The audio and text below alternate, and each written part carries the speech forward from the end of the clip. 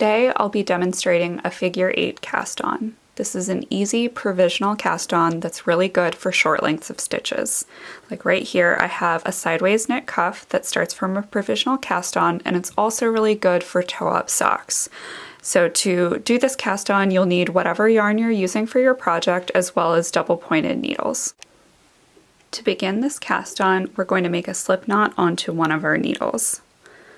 And what's really great about this cast on is that you don't need a specific length of tail because we are going to be using the working yarn, not the tail, in the cast on.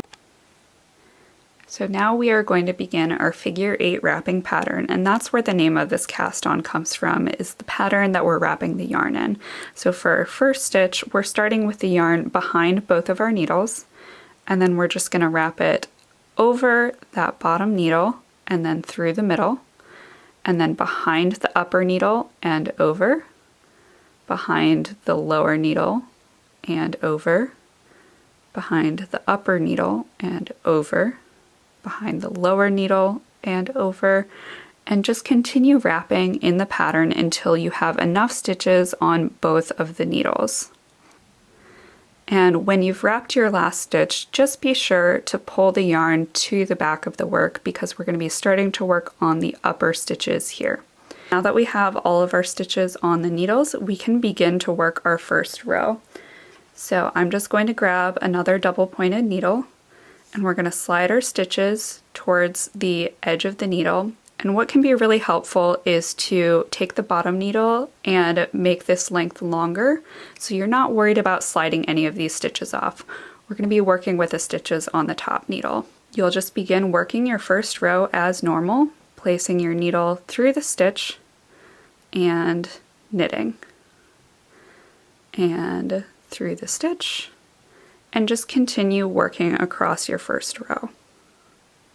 After completing that first row, you have stitches on the top needle and stitches on the bottom needle ready to work.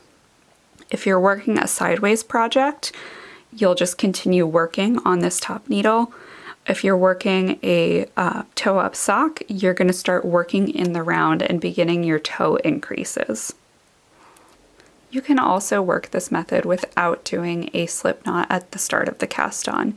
You'll find that not doing a slip knot can help you tighten up your cast on and keeping it even on both sides.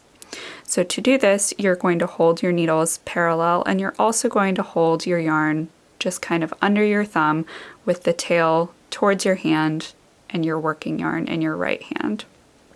Just divide your needles a little bit so you can begin the wrapping pattern, and we're going to wrap the same as we had done previously. So we're going to go behind both needles to start, then over the upper needle, under and over the lower needle, under and over the upper needle, and continuing until you have enough stitches on both of your needles. After casting on all of your stitches, you'll notice that your first stitch isn't really secured. This will get secured after working the second row of your stitches, but to keep it temporarily secured, I like to just pull that stitch through so it's a little bit more secure on the needle and isn't going to fall off. Pull that lower needle out so you're not worrying about any stitches falling off, and begin working the row.